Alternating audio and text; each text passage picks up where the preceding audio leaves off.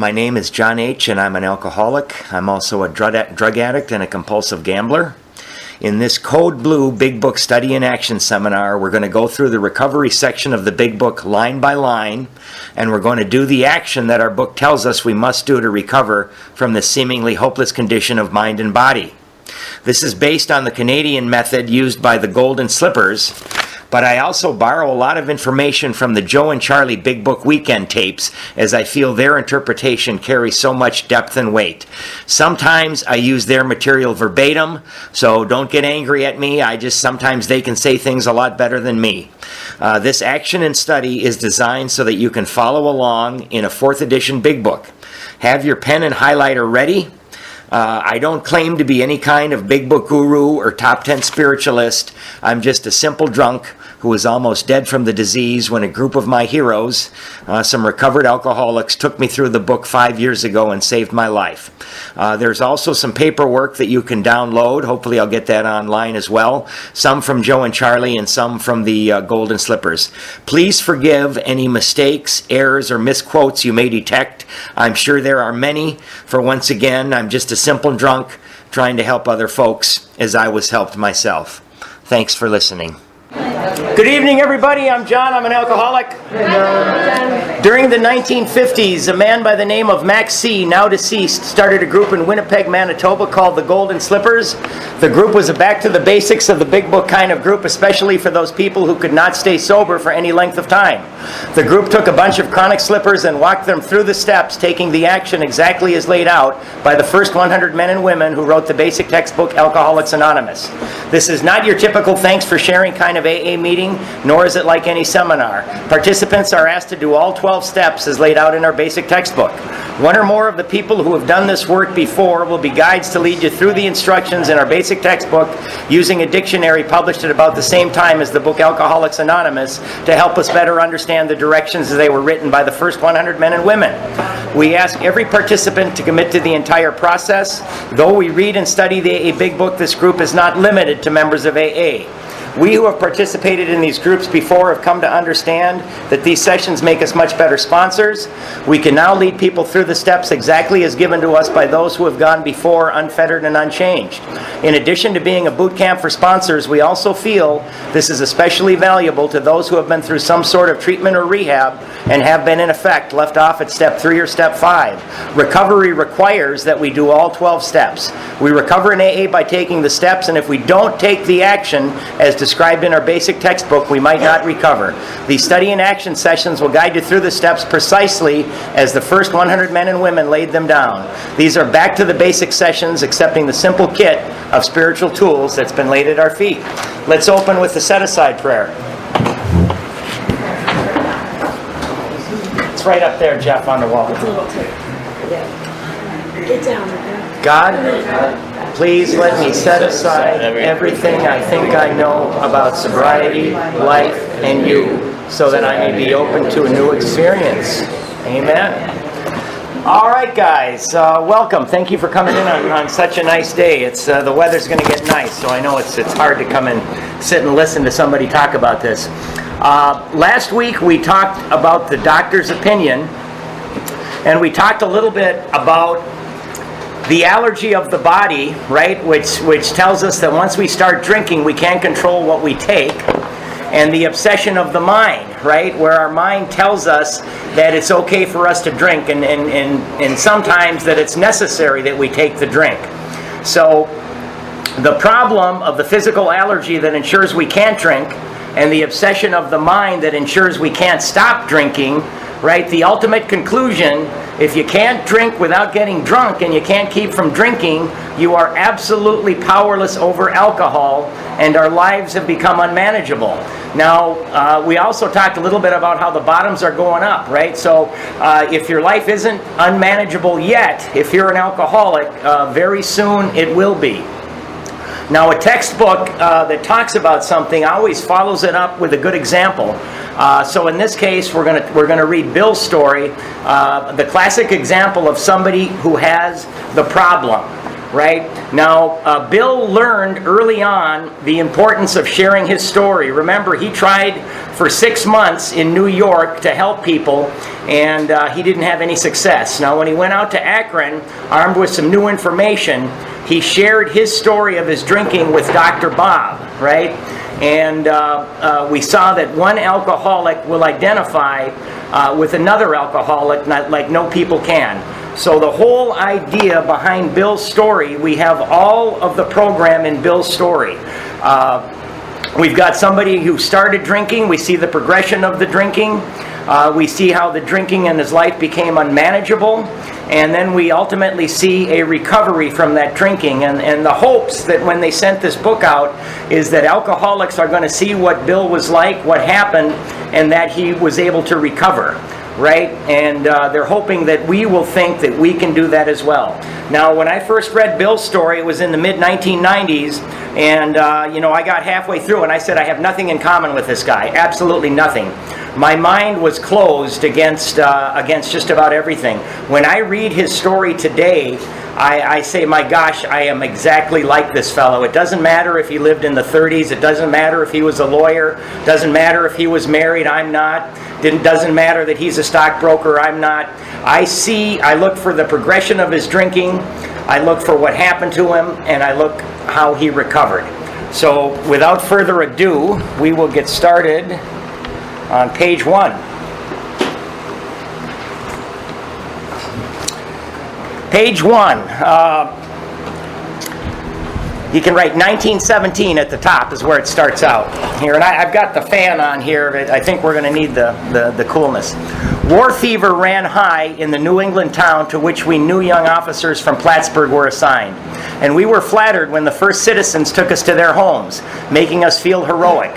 Here was love, applause, war, moments sublime with intervals hilarious. I was part of life at last. Okay, we're going to highlight this next sentence.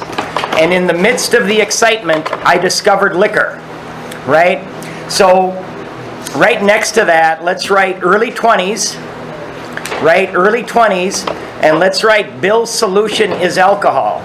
I read a story where Bill said he was in a room full of people. There were all kinds of people there. And Bill talked about how he felt he was entirely alone in a room full of people. And once somebody passed a drink his way, and he took that drink, all of a sudden Bill was part of the crowd, and he was able to talk and get along with people. So alcohol is Bill's solution right off the bat. I forgot the strong warnings and the prejudices of my people concerning drink. In time we sailed for over there. Highlight the next sentence. I was very lonely and again turned to alcohol. Right? So Bill has used alcohol already to be able to converse with people, and now Bill's using alcohol when he's lonely. We landed in England. I visited Winchester Cathedral. Much moved, I wandered outside. My attention was caught by a doggerel on an old tombstone. A doggerel is a verse. Here lies a Hampshire grenadier who caught his death drinking cold small beer. A good soldier is ne'er forgot, whether he dieth by musket or by pot. And a grenadier is an elite soldier, and it won't keep you sober, but the tombstone was Thomas Thatcher, Thatcher, 1764. Thomas Thatcher, 1764. Now what we're going to do for the next 2 paragraphs is every time you see the word I want you to circle the word I. This just kind of tells us how Bill was very self-centered in his early life. Ominous warning, which I failed to heed. 22 and a veteran of foreign wars, I went home at last. I fancied myself a leader, for had not the men of my battery given me a special token of appreciation? My talent for leadership, I imagined, would place me at the head of vast enterprises which I would manage with the utmost assurance. I took a night law course and obtained employment as investigator for a surety company. A surety company was an insurance company back in the day. The drive for success was on. I'd proved to the world I was important.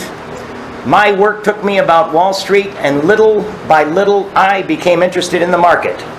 Many people lost money, but some became very rich. Why not I? I studied economics and business as well as law. Potential alcoholic that I was, I nearly failed my law course. At one of the finals, I was too drunk to think or write. Okay, we're going to highlight this next sentence. Though my drinking was not yet continuous, it disturbed my wife. So already, we're seeing that Bill's wife is getting a little bit worried about his drinking. We had long talks when I would still her forebodings by telling her that men of genius conceive their best projects when drunk, that the most majestic constructions of philosophic thought were so derived. Right, so let's put a big BS next to that statement. I remember when I was up late drinking and doing cocaine, I thought I came up with the best ideas ever. And when you read them the next morning, you see what they're really worth. By the time I had completed the course, I knew the law was not for me. The inviting maelstrom of Wall Street had me in its grip. Maelstrom is a whirlpool that sucks you in. Business and financial leaders were my heroes. Out of this alloy of drink and speculation, I commenced to forge the weapon that would one day turn in its flight like a boomerang and all but cut me to ribbons. Living modestly, my wife and I saved $1,000. Okay, you can write next to that, that's about $15,000 today. Or so my little translator on my phone told me. It went into certain securities, then cheap and rather unpopular. I rightly imagined that they would someday have a great rise. I failed to persuade my broker friends to send me out looking over factories and managements. So what Bill did is he went to the people who had the money on Wall Street and he said, look, we're making all of our guesses on investments. We're guessing what's going to go up. And I propose to go up and down the eastern seaboard and to investigate 100 of the largest companies. And what I'll do is I'll write reports on those companies, and when I come back, we can make our investment decisions based on fact rather than on sheer speculation. Right at this time, everybody was buying stocks at about a 10% margin, and they were making money hand over fist. They would sell them and they would buy more. And the people who had the money said, well, Bill, that's a good idea, but we're making so much money right now that we really don't need to stake you. So Bill, off he roars with he's got $1,000. But my wife and I decided to go anyway. I had developed a theory that most people lost money in stocks through ignorance of markets.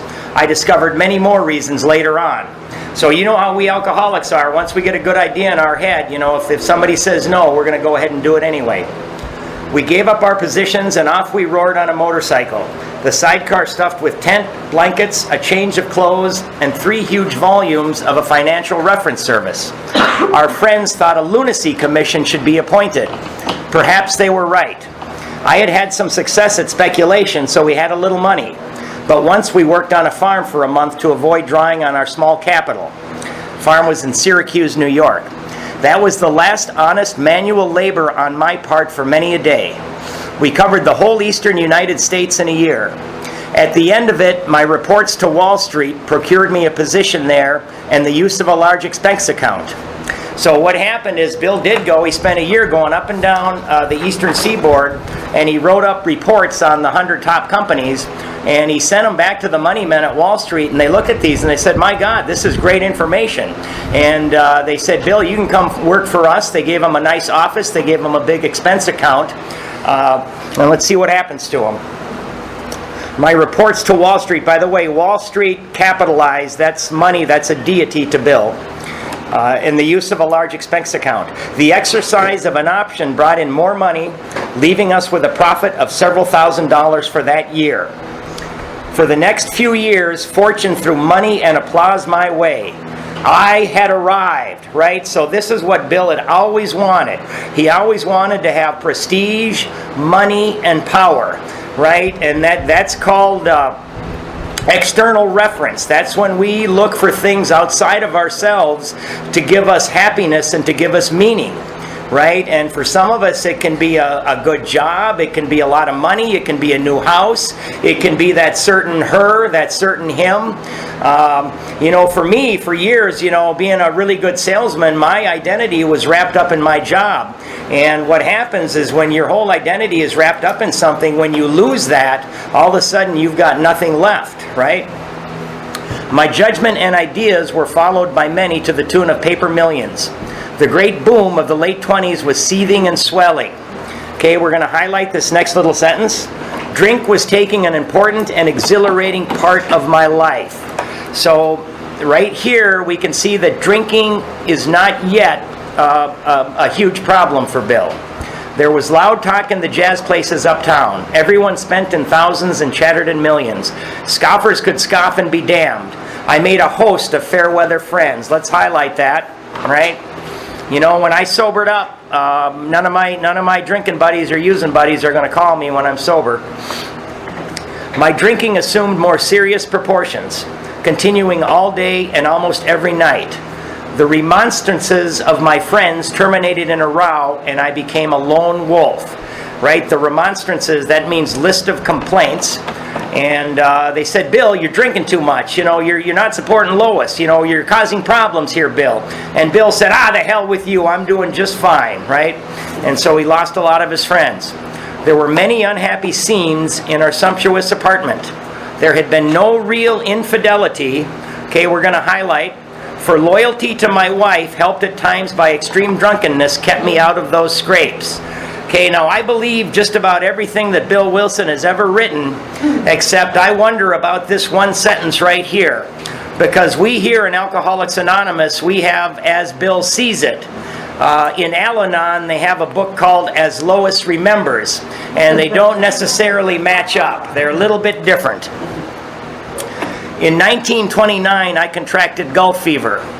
We went at once to the country.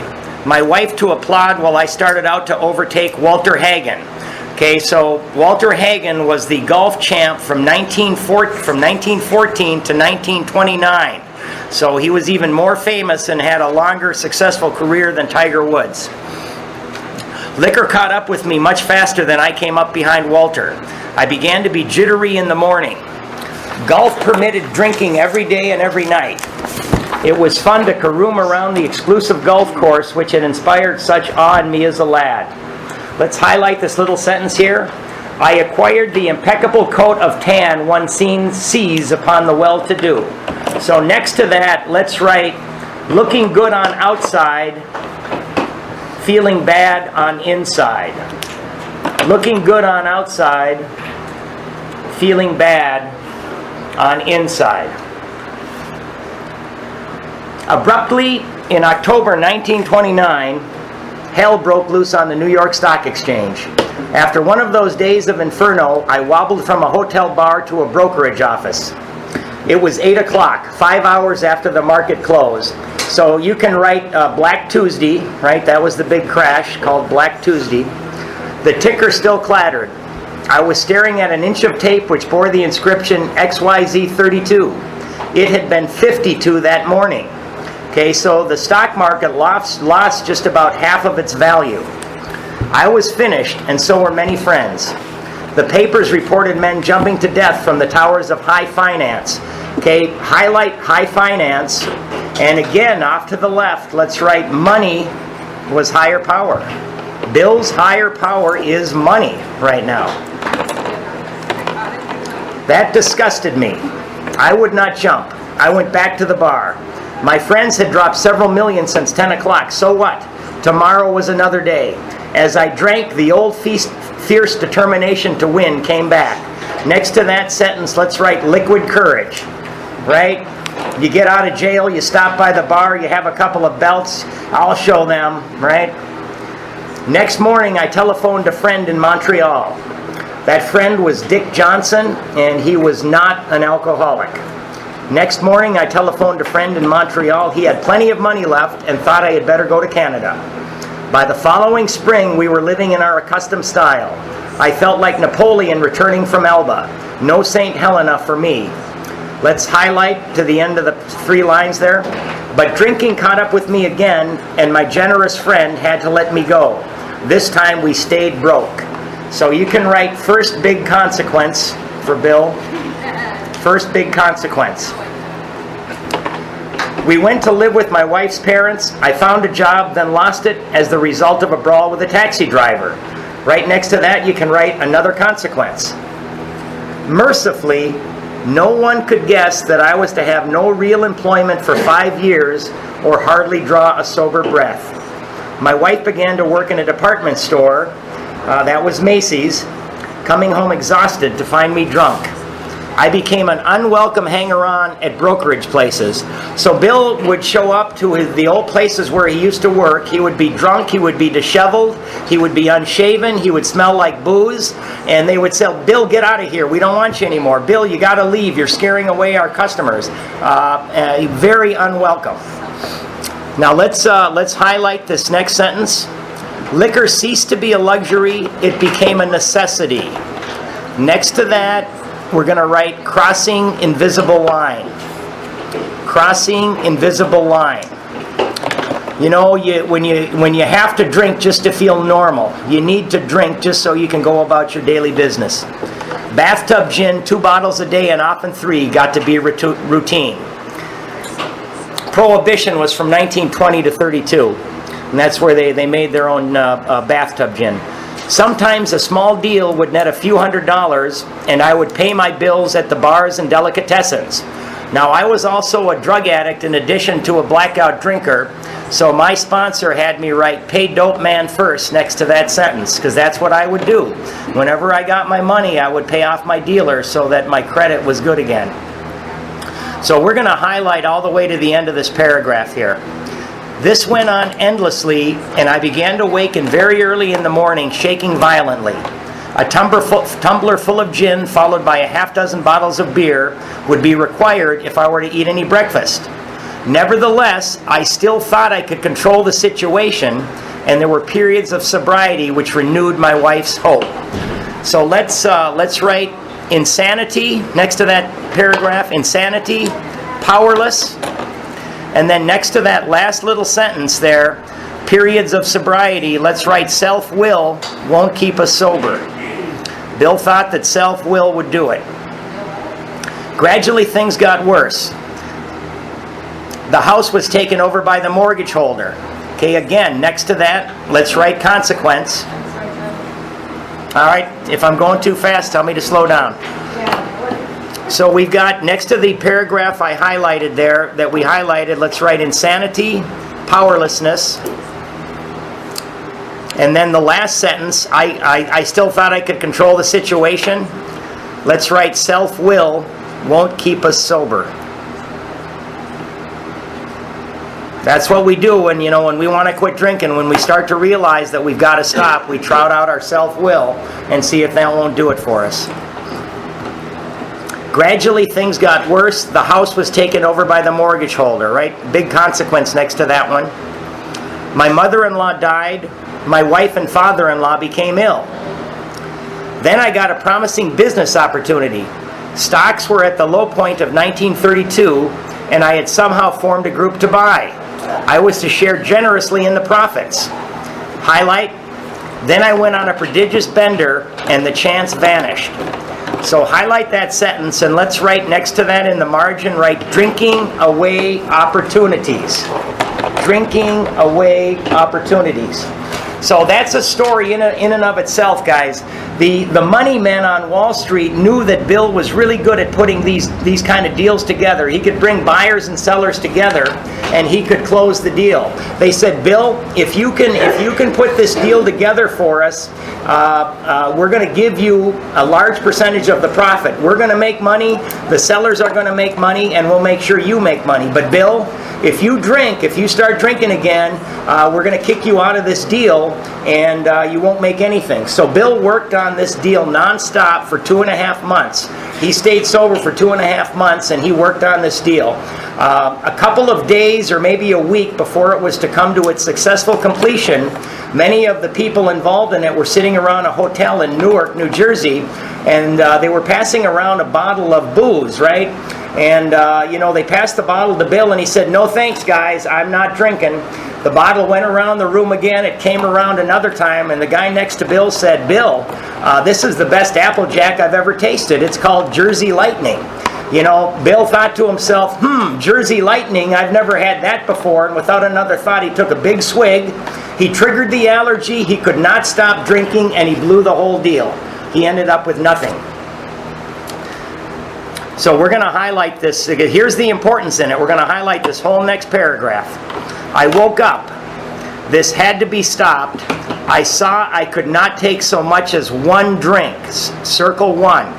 I was through forever.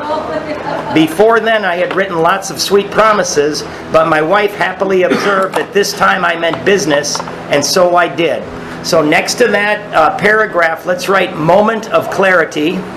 Moment of clarity, right? And then after, and so I did, you can write written in front of the Bible. Bill wrote it in front of the Bible this time, and he signed it, right? This is it, Lois, never again. So now let's highlight and double underline this next little sentence. And so I did what? What's that? And so I did what did you say? Written in front of the Bible. Oh, yeah. Yep, moment of clarity. So highlight shortly afterward, I came home drunk, right? Wow. There had been no fight. Where had been my high resolve? I simply didn't know. It hadn't even come to mind. Someone had pushed a drink my way and I had taken it. Was I crazy? I began to wonder, for such an appalling lack of perspective seemed near being just that. So again, Bill is starting to realize that he's powerless over alcohol. Renewing my resolve, I tried again. Some time passed and confidence began to be replaced by cocksuredness. Okay, so let's circle these I's again, right? Because he's got it this time, right? I could laugh at the gin mills. Now I had what it takes. One day I walked into a cafe to telephone. In no time, I was beating on the bar, asking myself how it happened. As the whiskey rose to my head, I told myself I would manage better next time, but I might as well get good and drunk then, and I did. So again, next to those I's, let's write powerless again. Powerless. So this next one's an important one right here. The remorse, horror, and hopelessness of the next morning are unforgettable. Let's highlight that. The courage to do battle was not there. By the way, next to the remorse, horror, and hopelessness of the next morning are unforgettable. Remember, when we get out of here, what we're going to be doing is we're going to be taking other people through this book. So let's make a note next to that sentence. Let's write, ask sponsee, can you relate to that? And I want all you guys to think if you can relate to that. Remember when you woke up, you said, this is it, I'm never going to drink again, and all of a sudden you've done it again, and you wake up, and oh my God, did I crash my car? What did I say to her? What did I do? It's horrible. The courage to do battle was not there. My brain raced uncontrollably, and there was a terrible sense of impending calamity. I hardly dared cross the street lest I collapse and be run down by an early morning truck, for it was scarcely daylight. An all-night place supplied me with half a dozen glasses of ale. My writhing nerves were stilled at last. A morning paper told me the market had gone to hell again. Well, so had I. The market would recover, but I wouldn't. That was a hard thought. Let's highlight. Should I kill myself? Okay, right next to there, we're going to write suicidal. Suicidal. So one of our founders has these thoughts. So if we have them too, that's normal. Or if we've had them. Then a mental fog settled down. Gin would fix that. So 2 bottles and oblivion. The mind and body are marvelous mechanisms, for mine endured this agony 2 more years. Sometimes I stole from my wife's slender purse when the morning terror and madness were on me. Highlight. Again I swayed dizzily before an open window, or the medicine cabinet where there was poison, cursing myself for a weakling. Next to that we can write suicidal again. Suicidal again. There were flights from city to country and back. Next to that, let's write geographical cure. He's trying everything. Geographical cure. There were flights from city to country and back as my wife and I sought escape. And poor Lois is just getting dragged along with this guy, right? There's nothing wrong with her. Then came the night when the physical and mental torture was so hellish, I feared I would burst through my window sash and all. Somehow I managed to drag my mattress to a lower floor, lest I suddenly leap. A doctor came with a heavy sedative. Highlight this next sentence. Next day found me drinking both gin and sedative. This combination soon landed me on the rocks. People feared for my sanity, so did I. I could eat little or nothing when drinking, and I was 40 pounds underweight. My brother-in-law is a physician, so next to that we're going to write Dr. Leonard Strong. Dr. Leonard Strong. My brother-in-law is a physician, and through his kindness and that of my mother, I was placed in a nationally known hospital for the mental and physical rehabilitation of alcoholics. Okay, so that again was the Towns Hospital. The Towns Hospital. We've written that down before. Under the so-called belladonna treatment, okay, belladonna, you can write next to that water and mushrooms. Belladonna fooled the body into thinking it had alcohol in it to ease withdrawal symptoms. Under the so-called belladonna treatment, my brain cleared. Hydrotherapy and mild exercise helped much. Hydrotherapy, what they would do is they would strap the alcoholic down to a gurney and they would wheel him into a big room with shower heads, and the shower heads would spray him alternating hot and cold for about 20 minutes. It doesn't cure alcoholism, but it gets you a clean drunk. Best of all, I met a kind doctor who explained that though certainly selfish and foolish, underline, I had been seriously ill bodily and mentally. Okay, so now for the first time, Bill's discovering that somebody's telling him that it's not sin, it's not moral character, right? It's not weak willpower. Dr. Silkworth is telling him about the allergy of the body and the obsession of the mind for the first time.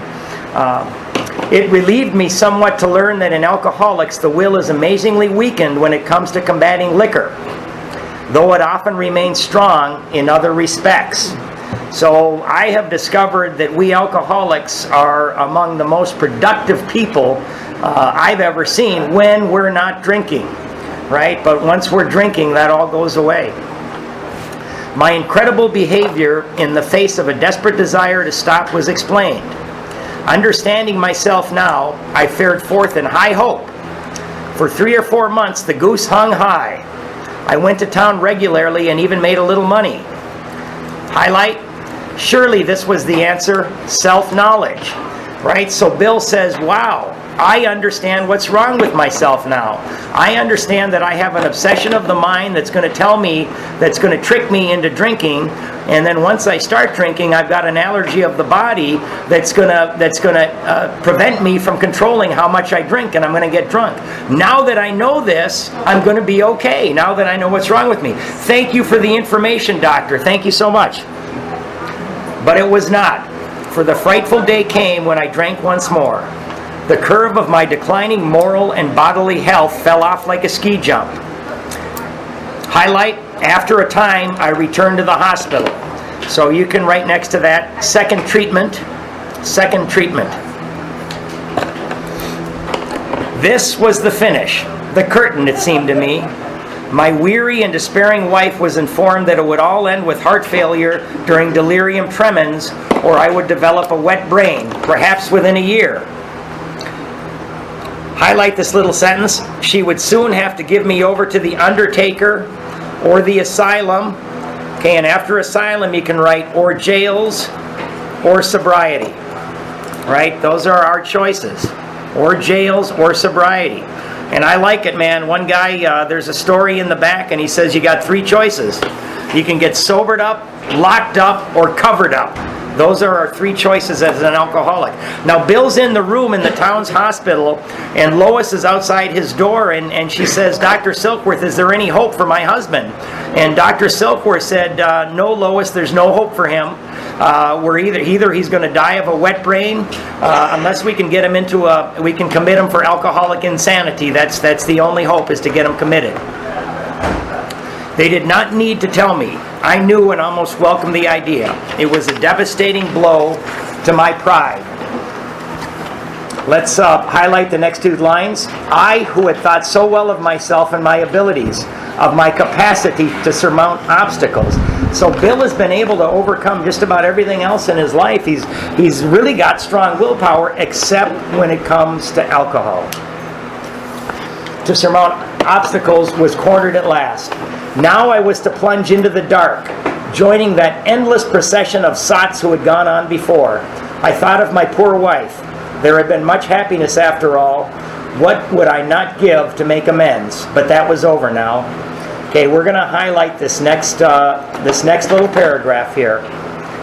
No words can tell of the loneliness and despair I found in that bitter morass of self-pity. Quicksand stretched around me in all directions. I had met my match. I had been overwhelmed. Alcohol was my master. So right there you can write, Bill took step one. Can also write, hit rock bottom. That's just a wonderful description to me of step one right there when he hit rock bottom.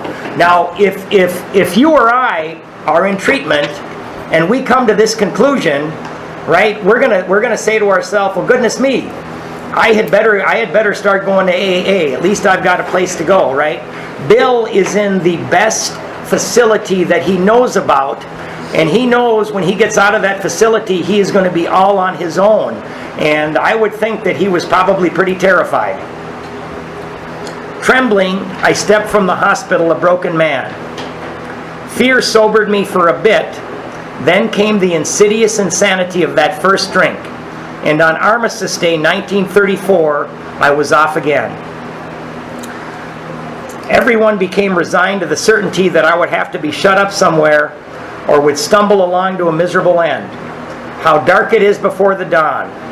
Okay, so next to that little phrase there, we can write beginning of the end of Bill's drinking.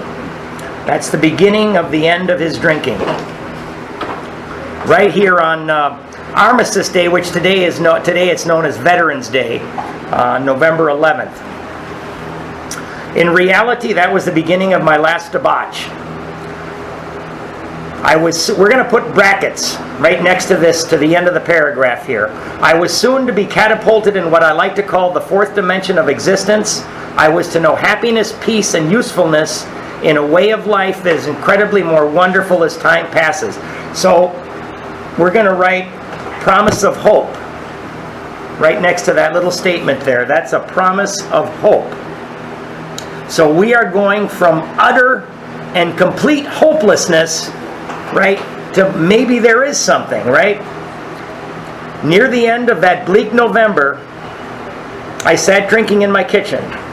With a certain satisfaction, I reflected there was enough gin concealed about the house to carry me through that night and the next day. My wife was at work. Highlight, I wondered whether I dare hide a full bottle of gin near the head of our bed. I would need it before daylight. That's called protecting our supply, right? I used to have drugs and booze hid all over the place. Protecting our supply. My musing was interrupted by the telephone. The cheery voice of an old school friend asked if he might come over. He was sober. Let's circle that. That's the squiggly lines there. And you can write Ebby Thatcher. Ebby Thatcher. EBBY. THATCHER, I believe. Ebby Thatcher. And you can write / Oxford Group. He was a member of the Oxford Group. We'll talk a little bit about that. But he was sober. Okay, this was a guy that used to drink with Bill. He was a school chum of Bill's, and they used to get drunk together. And Bill would always say that if I ever got as bad as Ebby, I'm going to quit drinking, right? For me, there was a guy in college called Grog, and I told everybody if I ever get as bad as Grog, I'm going to quit drinking, right? And I'm sure there were some people that said if I ever get as bad as John Henry, I'm going to quit drinking. But this was Bill's Ebby Thatcher. Bill said, this guy's worse than me, and here he was sober. It was years since I could remember his coming to New York in that condition. I was amazed. Rumor had it that he had been committed for alcoholic insanity. I wondered how he had escaped. Of course he would have dinner, and then I could drink openly with him. Okay, let's highlight the next sentence. Unmindful of his welfare, I thought only of recapturing the spirit of other days. Next to that, we're going to write total selfishness. Right? Bill doesn't care that he's sober. He wants Ebby to drink with him. Now, Bill was kind of surprised to see Ebby because Bill had heard that he had been locked up in the state of Vermont for alcoholic insanity. Ebby's father was the mayor of Albany, and Ebby was getting into trouble through his drinking in the town of Albany, and so Ebby's father said, you go to our summer place in Vermont, And you go out there and you get sober. I don't want you to come back until you're sober. And while you're out there, I want you to fix up our summer place. So Ebby went out there and he was fixing up the house, and he just got done painting a wall, and he saw some pigeons relieving themselves on the wall he just painted. So Ebby went inside, got the shotgun out, and started blowing holes in the wall to try to kill the pigeons. So the neighbors called the police on him, and the police, they took him in, and they put him in front of the judge, and they were going to commit him for alcoholic insanity. It was very easy to do that to alcoholics back in the 30s. And he was in front of the judge and just about to be committed when two guys stepped up and convinced the judge to release them to their care. And they were members of the Oxford group. There was the time we had chartered an airplane to complete a JAG. His coming was an oasis in this dreary desert of futility, the very thing, an oasis. Drinkers are like that. The door opened and he stood there, fresh-skinned and glowing. Underline, there was something about his eyes. Right next to that little phrase, write, psychic change in Ebby. Bill is seeing something in Ebby that he had never seen before. Psychic change. He was inexplicably different. What had happened? I pushed a drink across the table. He refused it. Disappointed but curious, I wondered what had gotten into that fellow. He wasn't himself. Come, what's all this about? I queried. He looked straight at me. Simply but smiling, he said, I've got religion. Right? So let's underline that, and next to it write Oxford group. Oxford group. I was aghast. So that was it. Last summer an alcoholic crackpot. Now I suspected a little cracked about religion. He had that starry-eyed look. Yes, the old boy was on fire, all right, but bless his heart, let him rant. Besides, my gin would last longer than his preaching. Right? Let's write more selfishness right there. Bill's not listening. But he did no ranting. In a matter-of-fact way, he told how two men had appeared in court persuading the judge to suspend his commitment. So next to that, let's write Roland Hazard, R-O-L-A-N-D, Roland Hazard, H-A-Z-Z-A-R-D, and Cebra Graves, C-E-B-R-A Graves, G-R-A-V-E-S. And they were with the Oxford group, and because the judges really didn't want to lock people up, so they stepped in front of the judge and they said, Can you respell the first name of the second person? Graves. Cebra, C-E-B-R-A, Cebra Graves, G-R-A-V-E-S. And again, they're with the Oxford group. And they said, they stepped in front of the judge and they said, Judge, we think that we've got an answer for this young man. If you'll release him to our care, we're going to take him to the Oxford group. We were just like him, but now we have been sober, X number of weeks and months, right? And so the judge released Ebby Thatcher to these two fellows, and they started taking him to Oxford group meetings. They had told of a simple religious idea. Circle that, and next to it write step 2. They had told of a simple religious idea, so the simple religious idea is step 2. And then circle and a practical program of action. Circle that. That is steps 3 through 12. Steps 3 through 12, or such as it was in the day. That was 2 months ago, and the result was self-evident. It worked. Highlight that last sentence. So Ebby's been sober for 2 months, right? So after Ebby sobered up, he went to the Calvary Mission in New York City, which was the epicenter of the Oxford group in that time. And he started thinking about his old schoolmate Bill, and he said, you know what, man? I'm going to go over and see if I can help out my friend Bill W. Now imagine if Ebby had waited more than 2 months and saying, well, I can't help anybody because I've only got 2 months sober, right? None of us would be here right now if Ebby had thought that way. So, I don't care how long you've been sober, 1 week, 2 weeks, we can always go out and share our experience, strength, and hope with somebody. And I'm very happy that he did that with Bill.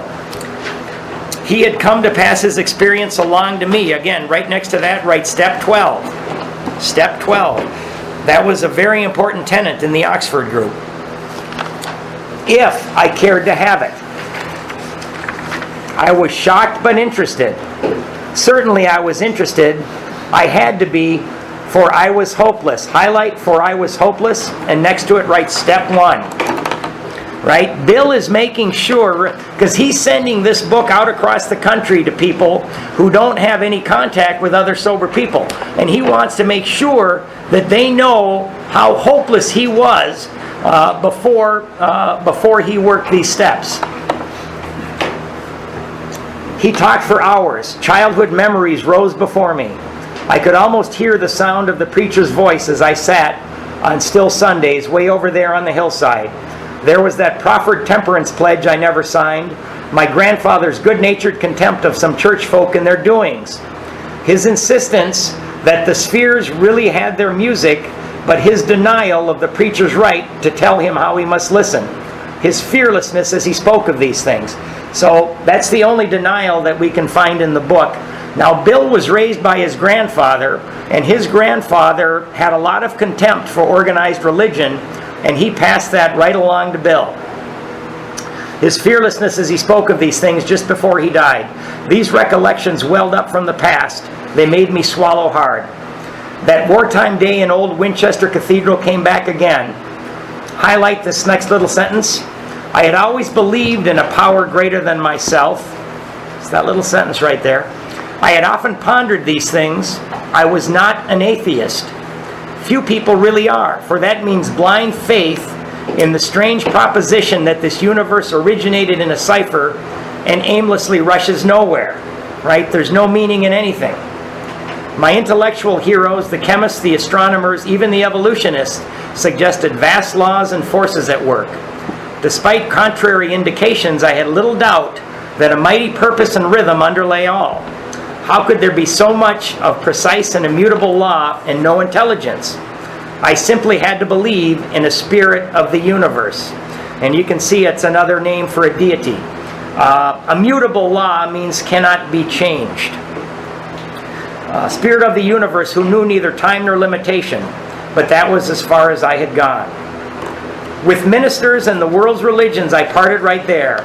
When they talked of a God personal to me who was love, superhuman strength, and direction, I became irritated and my mind snapped shut against such a theory. At the bottom of the page, let's write down, people had bad experiences, some people have had bad experiences with organized religion. Right? So we're going to see as we read a little bit further with Ebby talking to him, that we're gonna talk about spirituality, not religion. With organized religion, bad experiences. To Christ I conceded the certainty of a great man, not too closely followed by those who claimed him. His moral teaching most excellent. Let's highlight to the end of the paragraph. For myself, I had adopted those parts which seemed convenient and not too difficult. The rest I disregarded. Can anybody relate to that? Right? For myself, I adopted those parts which seemed convenient and not too difficult. The rest I disregarded. You know, you can write half measure next to that. And Bill is having a terrible time with this religious idea. Terrible time, because his grandfather had instilled in him a contempt and even a mild hatred for religions and preachers. The wars which had been fought, the burnings and chicanery that religious dispute had facilitated made me sick. I honestly doubted whether, on balance, the religions of mankind had done any good.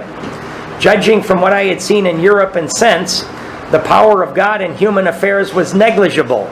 Right? We can circle these other names for deity here that are capitalized. The brotherhood of man, a grim jest.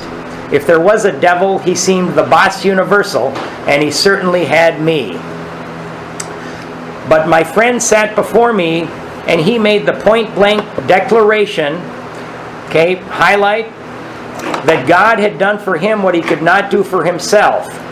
His human will had failed. You can stop highlighting there. And next to that, you can write, beyond human aid. Ebby was beyond human aid, right? When they took him from in front of the judge. Doctors had pronounced him incurable. Society was about to lock him up. Like myself, highlight, he admitted complete defeat. That little sentence right there, another step one. Then he had, in effect, been raised from the dead, suddenly taken from the scrap heap to a level of life better than the best he had ever known. Write promise next to that in big letters, that last little 2 lines there. That's a promise. Suddenly taken from the scrap heap to a level of life better than the best he had ever known. Okay, so again, we're going to highlight the next 3 lines. Had this power originated in him? Obviously it had not. There had been no more power in him than there was in me at that minute, and this was none at all. Okay, so next to that, let's write identification with Ebby. Identification with Ebby, 2 months sober. You know, Bill doesn't like this at all, but Bill's got to admit to himself that Ebby is sober. He's been sober for 2 months, and this is absolutely impossible. So Bill's thinking that something is at work here that he does not understand. That floored me. It began to look as though religious people were right after all. Here was something at work in a human heart which had done the impossible. Underline this little sentence here. My ideas about miracles were drastically revised right then. Okay, next to that, let's write change in thinking. Change in thinking. Never mind the musty past. Here sat a miracle directly across the kitchen table. He shouted great tidings.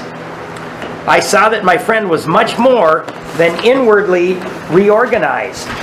Okay, again, highlight these next 2 little sentences. He was on a different footing. His roots grasped a new soil. So, again, after new soil, let's write psychic change. That's an example of a psychic change, and you don't have to write this, but psychic change means the same thing as personality transformation, spiritual experience, spiritual awakening. I mean, it's all the same thing. It's a change in our thinking where we get rid of our old ideas and we start to let some new ideas come in. Despite the living example of my friend, there remained in me the vestiges. Okay, so vestiges, again, those are old ideas. The vestiges of my old prejudice. The word God still aroused a certain antipathy. When the thought was expressed that there might be a God personal to me, this feeling was intensified. I didn't like the idea. I could go for such conceptions as creative, intelligent, universal mind, or spirit of nature, but I resisted the thought of a czar of the heavens, however loving his sway might be. I have since talked with scores of men who felt the same way. So Bill is saying there's got to be a harder way to do this, right? I mean, I can just see, Ebby came out of the Oxford group. They practiced 1st century Christianity, and Ebby was talking in highly religious words, and Bill didn't like that at all. Ebby's talking about absolute purity, honesty, God, this and that, and Bill is having none of it, and they're arguing back and forth, and I think Ebby finally got tired of it, and finally he said, why don't you choose your own conception of God?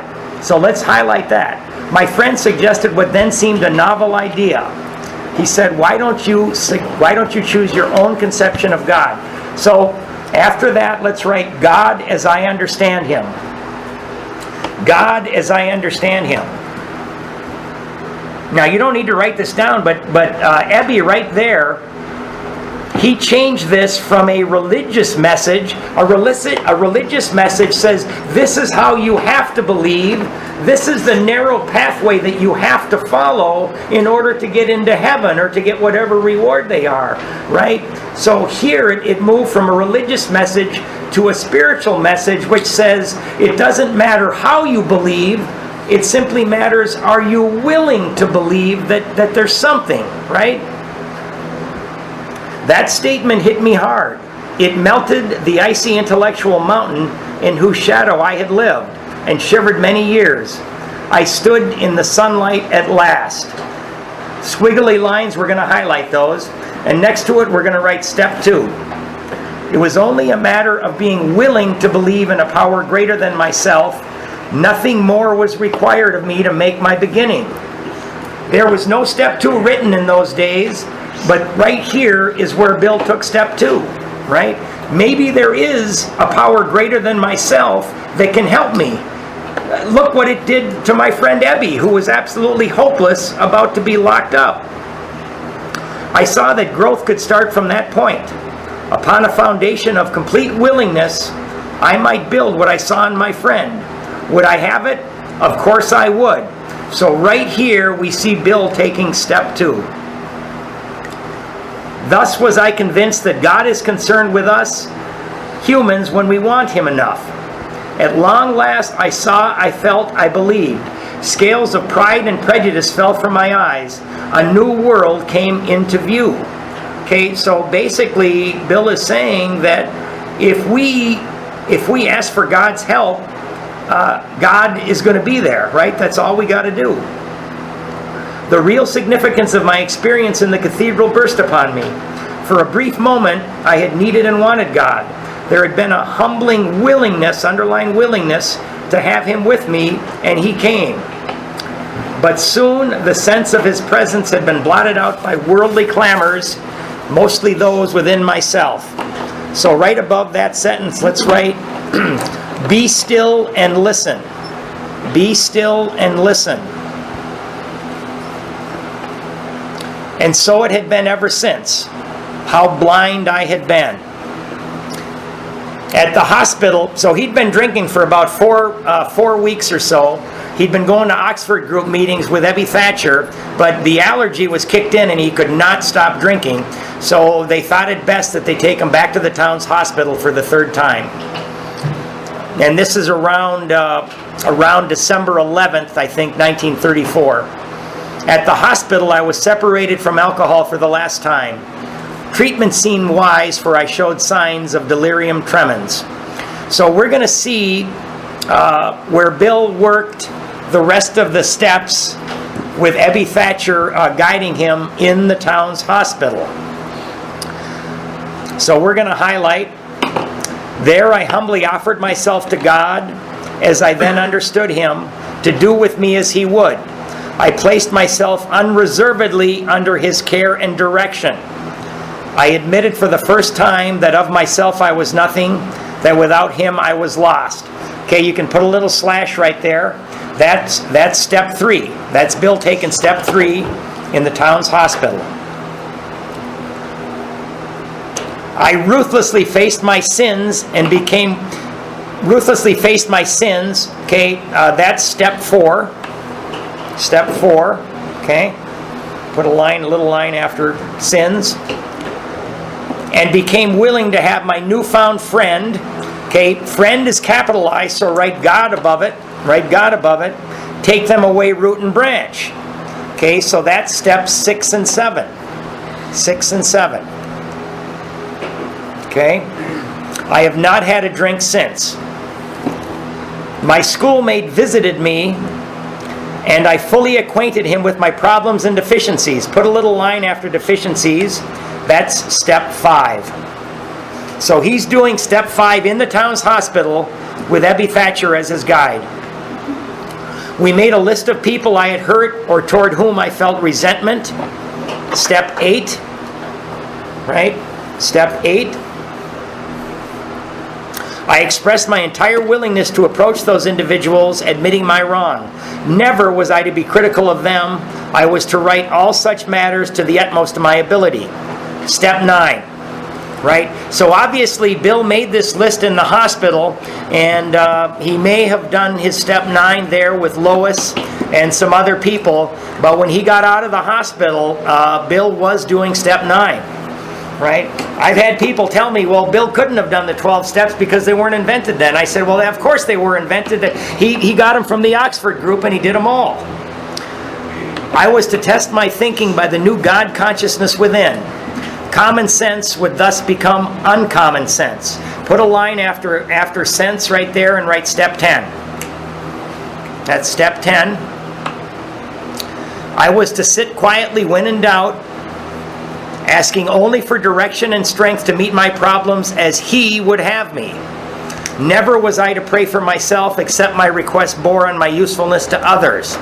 Then only might I expect to receive, but that would be in great measure.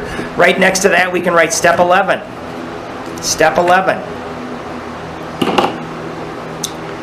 My friend, okay, friend is not capitalized, so they're talking about Ebby again. My friend promised when these things were done, I would enter upon a new relationship with my Creator. Next to that line, write promise. That's a promise. That I would have the elements of a way of living which answered all my problems. Belief in the power of God. I'm sorry, that's the first part of step 12 there, right? Belief in the power of God, plus enough willingness, honesty, and humility. We're going to underline those. To establish and maintain the new order of things were the essential requirements. Underline essential requirements and write 12 steps and then write mandatory. Bill is telling us that they are essential requirements. That means they're mandatory. If we're going to get what he's got, we're going to have to do what he did.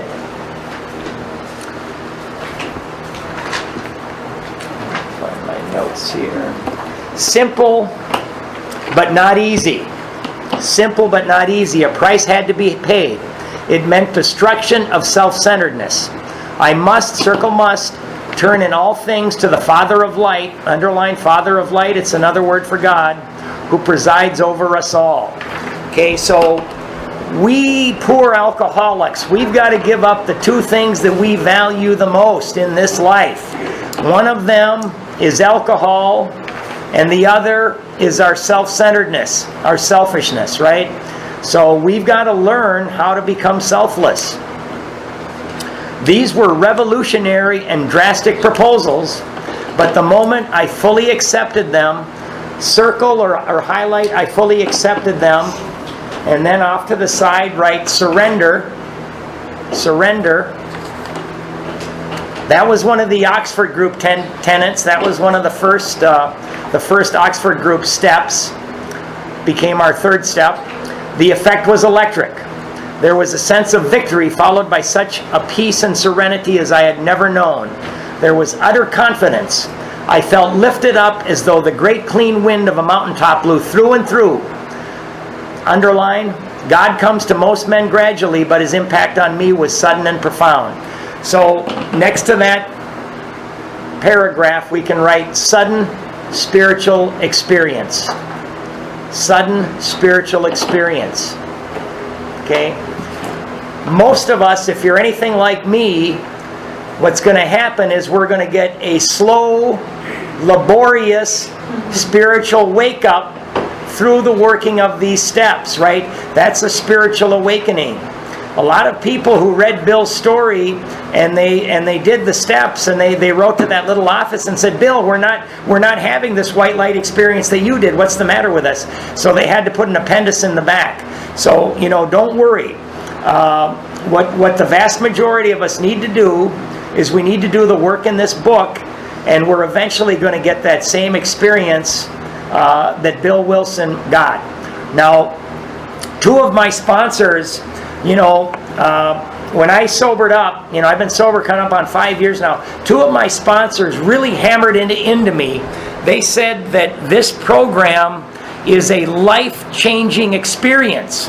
And they said that many people in Alcoholics Anonymous and some groups, what they've done is they've turned a life-changing experience into a society that measures success by the number of days, weeks, months, or years that you've gone without taking a drink, rather than by the way you live your life, right? So they're saying that when you do these steps, what's going to happen is you are going to experience some serenity, some peace of mind, some happiness, and a willingness to help other people, right? Now, they told me that you can sit in many meetings as you want, but if you do not have this experience, you are selling yourself short. And, my experience, in the mid-90s, I went through a 30-day treatment program. I went through a 3-month halfway house, Progress Valley. I went through 6-month Catholic Charity sober living, right? I did all these things, and I did get a year sober at that point, but I had not worked the steps, and I had not changed, right? So as soon as I got out of that environment, guess what happened? I relapsed. And my shiny one-year medallion, I was still out there being selfish and self-centered. I was a commission salesman. I still valued money above all else. And I was still stealing. I was still lying. I was being dishonest. I wasn't helping anybody. That shiny one-year medallion didn't mean a damn thing because of the way I was living my life. Thank God this last time I finally got a hold of some people that said, no, you're going to do this work or you're probably going to die. And when I became willing to do this work, I got that life-changing experience. And that's after 20 years of going in and out of AA with nothing. For a moment, I was alarmed and called my friend, the doctor. So he had a white light experience here to ask if I were still sane. He listened in wonder as I talked. So again, he's talking to William D. Silkworth again. Finally, he shook his head saying, something has happened to you I don't understand, but you had better hang on to it. Anything is better than the way you were. The good doctor now sees many men who have such experiences. He knows they are real. Okay, so we're going to highlight this next little paragraph here. While I lay in the hospital, the thought came that there were thousands of hopeless alcoholics who might be glad to have what had been so freely given me. Perhaps I could help some of them. They in turn might work with others. Next to that, let's write, give it to keep it. We've got to give it to keep it.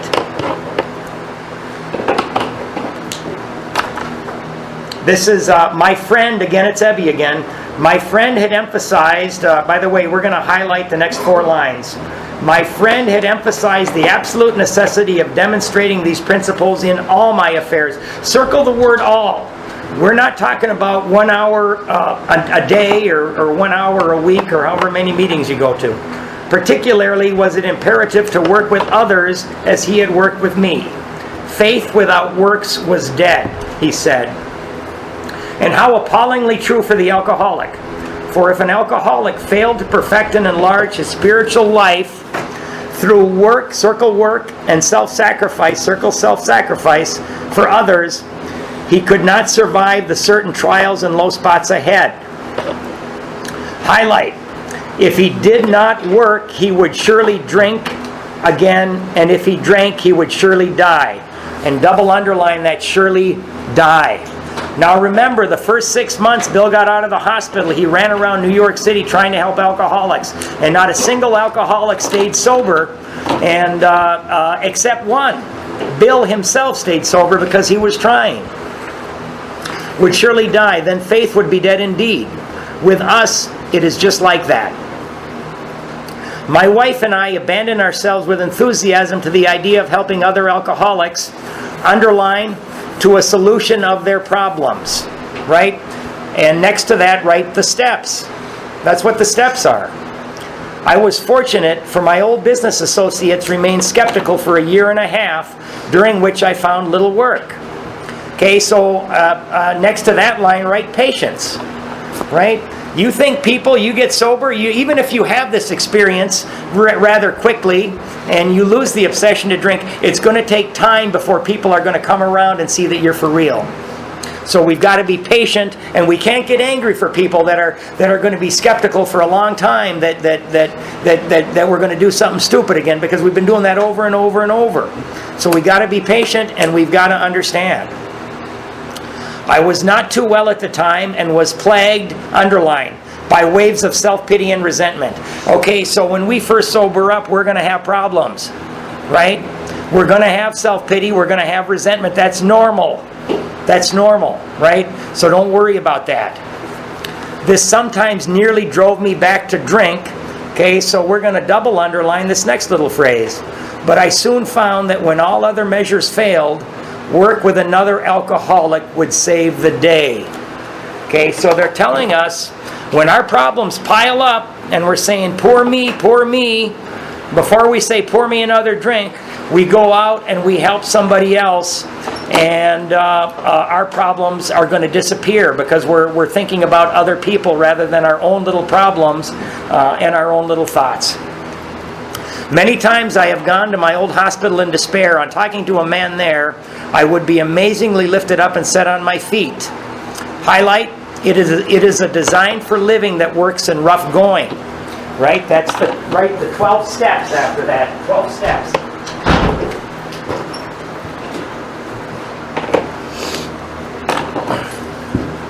We commenced to make many fast friends, and a fellowship has grown up among us, of which it is a wonderful thing to feel a part. The joy of living we really have, even under pressure and difficulty. I have seen hundreds of families set their feet in the path that really goes somewhere, have seen the most impossible domestic situations righted, feuds and bitternesses of all sorts wiped out. I have seen men come out of asylums and resume a vital place in the lives of their families and communities. Business and professional men have regained their standing. There is scarcely any form of trouble and misery which has not been overcome among us. Okay, so we're going to bracket that whole paragraph and we're going to write promise of hope. Promise of hope. So they're telling us that when we do this work, it's going to be an answer to all of our problems, not just our drinking, right? Not just our drinking. In one western city, that western city is Akron. In one western city and its environs, there are 1,000 of us and our families. Underline, we meet frequently so that newcomers may find the fellowship they seek. That's why we have these meetings. That's so newcomers can come here and they can find us. They can find us somebody that has done this work and is going to be able to help them. At these informal gatherings, one may often see from 50 to 200 persons. We are growing in number and power.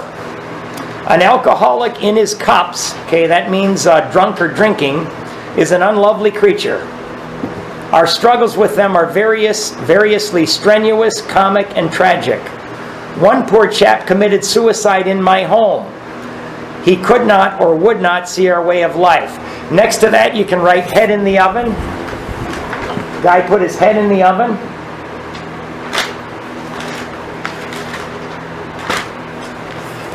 There is, however, a vast amount of fun about it all.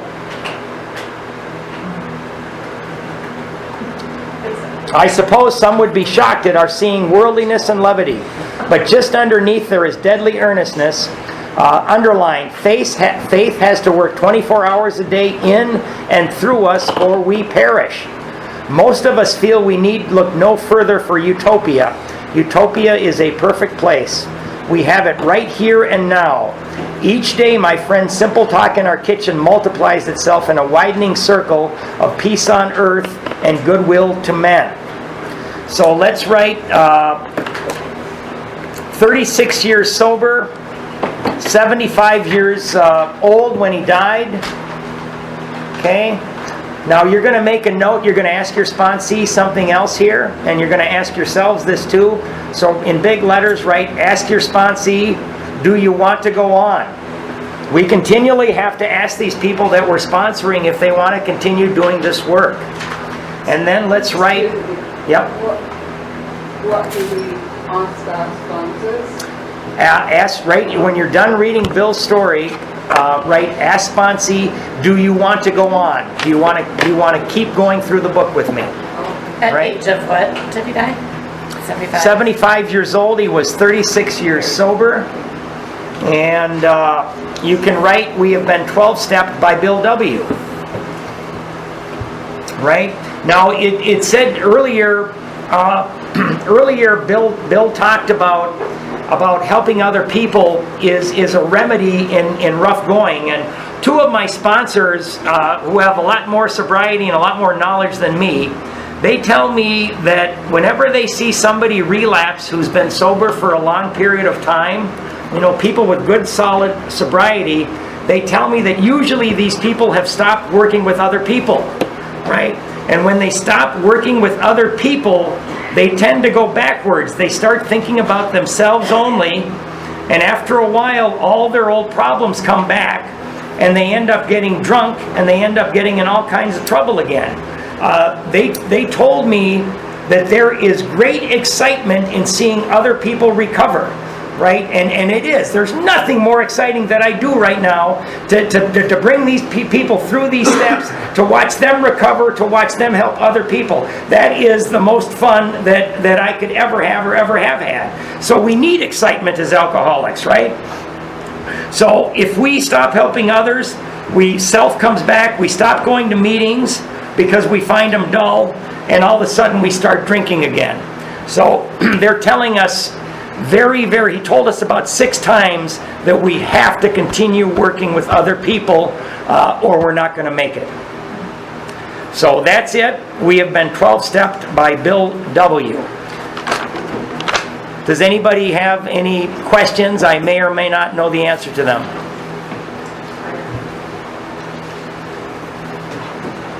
Good. Okay, guys, we are going to end with the 3rd step prayer.